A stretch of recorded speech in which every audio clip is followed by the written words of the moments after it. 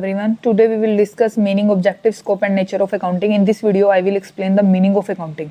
ठीक है, तो मीनिंग ऑफ अकाउंटिंग में क्या है? देखो, सबसे पहले कोई भी बिजनेस स्टार्ट करते हो आप, तो उसमें आप जानना चाहते हो एक टाइम के बाद कि उसमें आपको प्रॉफिट क्या हो रहा है, आपको लॉस क्या हो रहा है, आपने कितनी कैपिटल इन्वेस्ट की थी, आज आपके हाथ में कितने अमाउंट है, कितने आप किसी को पे लाइबल हो पे करने के लिए, कितना आपको रिसीव करना है। तो आपको एक सिस्टमेटिकल रिकॉर्ड रखना पड़ेगा, ठीक है, क्योंकि आप डे टू डे एक्टिविटीज को लर्न नहीं रख सकते। ठीक है, तो क्या है, उसमें आप जब बुक्स मेंटेन करते हो, सिस्टमेटिकल रिकॉर्ड लगते हो, तो आपको इजीली क्या पता लग जाता है कि कितने अमाउंट की सेल है, कितने एक्सपेंसेस है, कितना प्रॉफिट अर्न किया है, कितने आपने लॉस इनकर किया है। ठीक है, आपको ट्रू फाइनेंशियल पोजीशन इससे पता लग जाती है, कितने आपने कैपिटल इन्वेस्ट की थी, क्या आपका जीएसटी है, क्या आपकी इनकम टैक्स है, कितना आपको टैक्स पे करना है, ठीक है, कॉर्पोरेट टैक्स कितना है।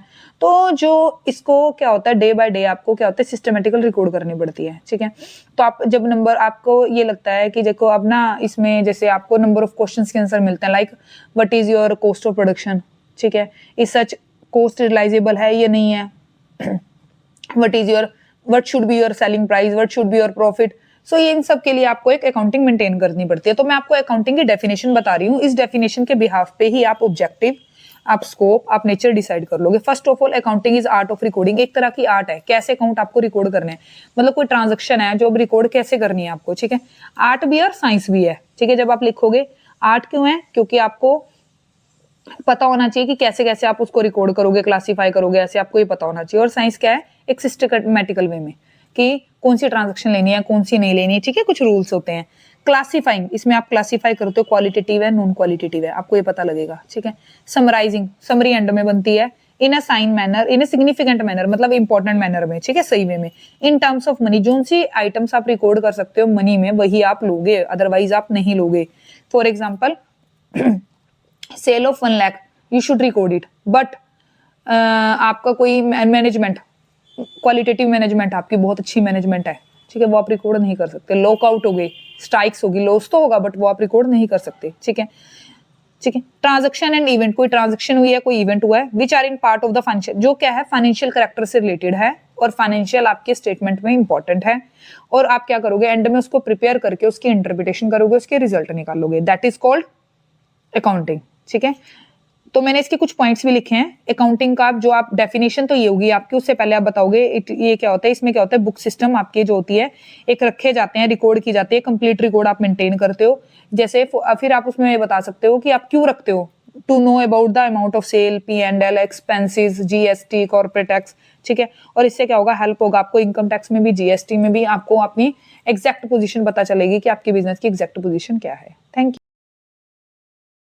अकाउंटिंग मैंने आपको उसमें बताया था कि डेफिनेशन से ही आपके सभी ऑब्जेक्टिव, आपकी इंपॉर्टेंस, आपकी एडवांटेज ड्राइव हो जाएंगे। ठीक है, तो first of all, to keep systematical record, ये हमें क्या बताती है कि सिस्टमेटिकल रिकॉर्ड रखना। ऑब्जेक्टिव क्या है, क्यों रखते हैं हम अकाउंटिंग, क्यों करते हैं, ताकि हम सिस्टमेटिकल रिकॉर्ड रख सकें। ठीक है, सिस्टमेटिकल रिकॉर्ड किसके, सिस्टमेटिकल रिकॉर्ड किसके रखोगे आप, सेल के, परचेज के, ट्रांजेक्शन्स के, इवेंट के, ईच एंड एवरीथिंग। ठीक है, जब आप सिस्टमेटिकल रिकॉर्ड रखोगे तो आपको क्या पता लगेगा, उससे आप एग्जैक्ट आप क्या करोगे अपने बिजनेस में, P&L पता कर सकते हो। P&L मतलब कि क्या है, आपका प्रॉफिट क्या है, आपका लॉस क्या है, आपकी फाइनेंशियल पोजीशन क्या है। ठीक है, जब P&L पता लगेगा तो उससे आप क्या फाइंड आउट करोगे, अपने बिजनेस की फाइनेंशियल पोजीशन। ठीक है, प्रॉफिट एंड लॉस में आप डिफाइन कर सकते हो कि आपके फर्म ने प्रॉफिट अर्न किया है या फिर लॉस अर्न किया है। ठीक है, तो क्या है, P&L कर सकते हो। इसमें आप P&L कैसे बताओगे, आप बताओगे कि आपने परचेज की, आपने सेल की, तो आपकी सेल वैल्यू, मतलब जो आपकी कॉस्ट थी, अगर रेवेन्यू ज्यादा है आपका, ठीक है, कॉस्ट को आप अप कर जाते हो, मतलब एक्सेस कर जाता है, तो आपका प्रॉफिट हो जाएगा। तो कितने पीरियड में परचेज थी, कितने पर्टिकुलर पीरियड की सेल थी, कितना आपने अनसोल्ड बचा है, कितना आपका सेल हुआ है, कितना आपने स्पेंड किया है, कितने आपके एक्सपेंसेस थे, कितने आपकी रेवेन्यू थे, ईच एंड एवरीथिंग डिफाइन करके आप P&L पता करोगे। जब आपको ये पता लग जाएगा तो ऑटोमेटिक आपको आपके बिजनेस की फाइनेंशियल पोजीशन पता लग जाएगी। ठीक है, कि आपकी फाइनेंशियल पोजीशन क्या है। जब आपको आपके बिजनेस की फाइनेंशियल पोजीशन में आप क्या बता सकते हो कि जैसे आपको डेटर से कितना लेना है, आपको क्रेडिटर से कितना लेना है। ठीक है, आपके कैश इन हैंड क्या है, कैश एट बैंक क्या है, जो भी बैलेंस शीट में आइटम आती है उसके बारे में आप यहाँ डिफाइन कर दोगे। देन आपको आपके बिजनेस की क्या पता लग जाएगी, प्रोग्रेस पता लग जाएगी कि आप अपने बिजनेस में कहाँ पे स्टैंड करते हो। जब आप अपने बिजनेस की प्रोग्रेस फाइंड आउट करोगे तो आपको ये पता लगेगा कि आपके बिजनेस में कोई एरर या फ्रॉड तो नहीं है। ठीक है, एरर या फ्रॉड तो नहीं है। अगर एरर और फ्रॉड का पता लगता है या नहीं भी पता लगता, इट मींस अगर एरर फ्रॉड नहीं है तो आप क्या करोगे, इन्फॉर्मेशन निकालोगे यूजर्स के लिए। इसमें आप बता दोगे यूजर कौन कौन है आपके। ठीक है, शेयर होल्डर है, कस्टमर है, सप्लायर हैं, ठीक है, क्रेडिटर हैं, डेटर हैं, एम्प्लॉय हैं, गवर्नमेंट अथॉरिटीज है, ये सारे क्या हैं आपके इंफॉर्मेशन यूजर्स हैं, ठीक है। उसके बाद आप अपने बिजनेस की एग्जैक्ट पोजीशन निकाल लोगे। डन। तो आपके ये है objective. Thank you. Next is the function and the branches of accounting. मतलब इतना इंपॉर्टेंट नहीं है, ये नहीं आता पेपर में, जस्ट मैं इसलिए करवा रही हूँ कि आपको एक आइडिया हो जाए। तो मैं ज्यादा डिटेल में नहीं जाऊंगी। कंप्लीट एंड सिस्टमेटिकल रिकॉर्ड जो मैंने आपको ऑब्जेक्टिव में बताया था एग्जैक्ट इसमें लिख देना। फाइनेंशियल स्टेटमेंट P&L आप इसमें बता दोगे, P&L के बारे में और बैलेंस शीट के बारे में बता दोगे, फंक्शन इसके हैं। फाइनेंशियल रिजल्ट, ठीक है, जब आपने P&L पता कर लिया, बैलेंस शीट जो मैंने ऑब्जेक्टिव में बताया है वही एक्सप्लेन कर देना इन पॉइंट्स में, ठीक है। मैनेजमेंट को असिस्ट करता है, कैसे असिस्ट करेगा, डिसीजन मेकिंग में हेल्प कर देगा, ठीक है, प्लानिंग में हेल्प कर देगा, कंट्रोलिंग में हेल्प कर देगा, मैनेजमेंट को असिस्ट कर देगा। रिस्पॉन्सिबिलिटी बता देगा कि भाई ये आपके ये रिस्पॉन्सिबिलिटी देनी चाहिए, प्रोडक्शन डिपार्टमेंट ये करेगा, सेल डिपार्टमेंट ये करेगा, उसके रिगार्डिंग ये बता देगा, ठीक है। ब्रांचेस एक बारी बता देती हूँ, इसके ऊपर भी रेयर आता है क्वेश्चन, फिर भी बता देती हूँ। Financial accounting, cost accounting, management accounting, tax accounting, SRA social responsibility accounting. Financial accounting में क्या आता है, P&L, balance sheet, trading, P&L, balance sheet ये मेंटेन करता है। कॉस्ट अकाउंटिंग में पर कॉस्ट। फाइनेंशियल अकाउंटिंग में ये लिमिटेशन है कि ये हमें पर्टिकुलर चीज की सेल तो बता देगा पर यूनिट हमें नहीं बताता। दैट्स वाई हमें जरूरत किसकी पड़ी, कॉस्ट अकाउंटिंग है। मैनेजमेंट अकाउंटिंग में आप क्या बताओगे, planning, organizing, decision making, controlling में ये हेल्प करता है। मैनेजमेंट अकाउंटिंग में क्या आता है आपके, मैनेजमेंट अकाउंटिंग में जैसे financial decision, investment decision, dividend decision, इसके बारे में। टैक्स अकाउंटिंग जो टैक्स से रिलेटेड होती है, इसमें टैक्स का सारा इंफ्रास्ट्रक्चर वगैरह जो भी है, अगर सैलरी है, अगर अपना ओन बिजनेस है, या फिर आप HRA है, या फिर आपका बिजनेस एंड प्रोफेशन है, तो कैसे कैसे ट्रीटमेंट होगा। And the social responsibility accounting. Thank you.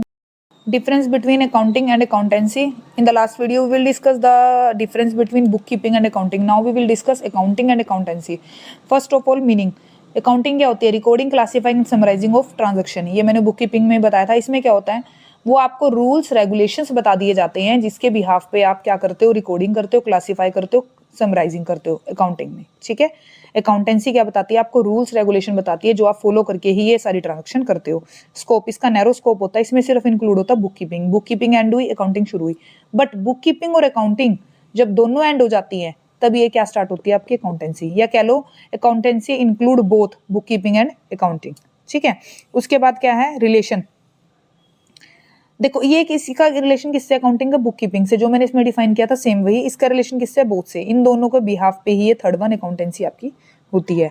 Function, इसमें क्या होता है, सिर्फ आपको फाइंड आउट करना है नेट प्रॉफिट, फाइनेंशियल पोजीशन आपको फाइंड आउट करनी है। बट इसमें क्या होता है, आपका डिसीजन मेकिंग, आपकी फाइनेंशियल स्टेटमेंट, आपकी बुक कीपिंग, आपकी अकाउंटिंग, सब कुछ किसमें डन होती है, अकाउंटेंसी में, ठीक है।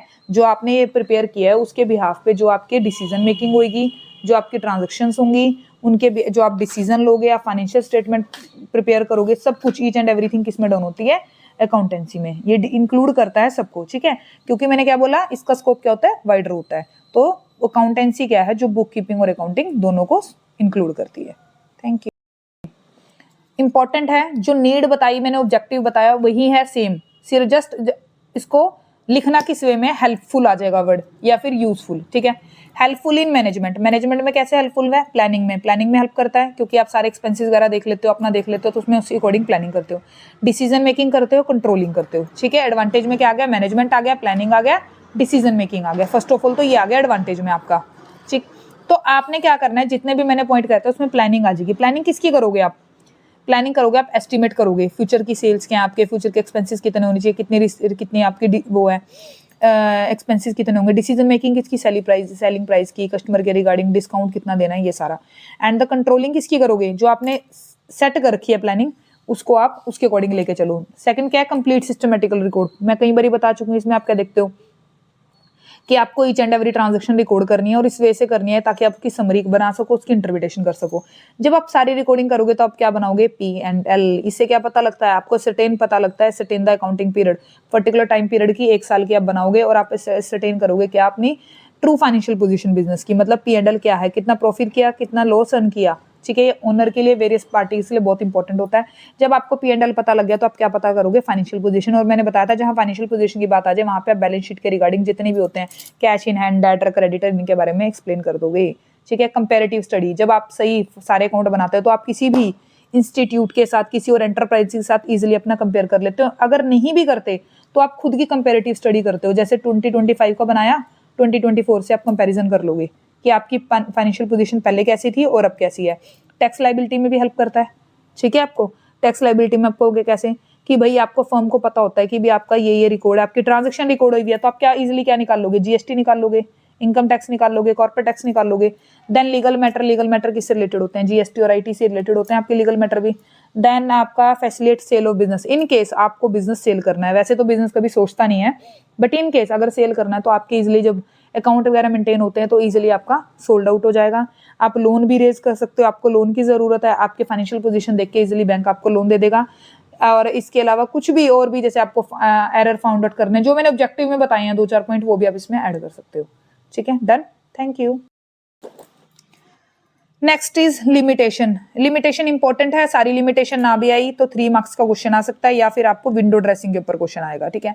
First of all personal judgement, definitely भाई जो आपका ये अकाउंटिंग होता है, ये क्या होता है, एक्यूरेसी वगैरह, डेप्रिसिएशन वगैरह जो आप लगाते हो। डेप्रिसिएशन मैंने वीडियो में बताया आपको कंसिस्टेंसी वाले टॉपिक में। डेप्रिसिएशन क्या होता है, जब आप किसी पे डेप्रिसिएशन लगाते हो, जैसे स्कूटर लिया है, आज जो उसकी वैल्यू है 10 साल बाद वो नहीं रहेगी, 2 साल बाद ही नहीं रहेगी, इनफैक्ट जब आप उसको शोरूम से निकलवाओगे तभी उसकी वैल्यू डाउन हो जाएगी, ठीक है।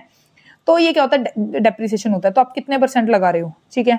स्टॉक का वैल्यूएशन किस ढंग से कर रहे हो, डाउटफुल डेट्स पे प्रोविजन क्या बना रहे हो, ये सब आप डिसाइड करते हो। तो ये किस पे डिपेंड करता है, पर्सनल जजमेंट पे डिपेंड करता है। 3 बातें बता देना, depreciation, stock and stock valuation हो गया, एंड डाउटफुल डेट्स हो गया, प्रोविजन हो गया आपका, ठीक है। Second one is accounting concept and convention, मैं सारा डिटेल में करवा चुकी हूँ, वहां से 2-4 कंसेप्ट और कन्वेंशन डाल देना, मेटरलिटी का डाल देना, डिस्क्लोजर का डाल देना, बिजनेस कंसिस्टेंसी का डाल देना, बिजनेस एंटिटी का डाल देना, और ये आपका मनी मेजरमेंट का डाल देना, एक्यूरेसी का डाल देना, प्रूडेंस का डाल देना, कुछ भी, ठीक है। इनकम्प्लीट इन्फॉर्मेशन, ये हमें कंप्लीट इन्फॉर्मेशन नहीं देता, क्योंकि ये क्या करता है, सिर्फ आपको एक्चुअल P&L बताता है। क्या बताता है, एक्चुअल P&L बताता है सिर्फ, ठीक है। तो आपको ईच एंड एवरीथिंग इसमें नहीं पता लगता इतना। देन ओमिशन क्वालिटेटिव, हाँ ये मैंने आपको बताया था कि ये क्या करता है, सिर्फ जो टर्म आप मनी में मेजर कर सकते हो उसी को रिकॉर्ड करता है ये, ठीक है। उसको नहीं लेता ये जो क्वालिटेटिव आइटम होता है। फॉर एग्जांपल आपने सेल की, सेल रिकॉर्ड करेगा, लॉकआउट हुए, जब आपके लॉकआउट हुए या स्ट्राइक हुई, नुकसान तो आपको हुआ, ठीक है, बट वो आप मेजर नहीं कर सकते, इसलिए उसको शो नहीं करोगे। हिस्टोरिकल कॉस्ट, ये मैंने आपको कंसेप्ट में बताया, कॉस्ट ऑफ हिस्टोरिकल कॉस्ट में वो देख लेना, उसमें क्या रखा है कि हम पिछले वैल्यू पे लेते रहते हैं। चाहे आज वो मशीनरी, कोई आपने मशीनरी ली, 5 साल बाद चाहे वो आपके लिए बेकार होगी है, ठीक है, यूजफुल नहीं है, बट आप उसको नहीं वो करोगे, उसको उसी वैल्यू पे दिखाते रहोगे हिस्टोरिकल कॉस्ट पे। मे बी उसकी वैल्यू बढ़ गई, मे बी जीरो होगी, बट आप उसको उसी पे दिखाओगे, तो हिस्टोरिकल कॉस्ट पे चलता है। Window dressing, very very very important question, ये आपको 1 मार्क्स से 3 मार्क्स में आ जाता है। विंडो ड्रेसिंग क्या होती है, विंडो ड्रेसिंग क्या होती है, जैसे विंडो शॉपिंग होती है। विंडो शॉपिंग क्या होती है, आप शोरूम के बाहर से निकले और बाहर से आपने सब कुछ देख लिया, अच्छा है तो आप अंदर गए, वरना नहीं, ठीक है।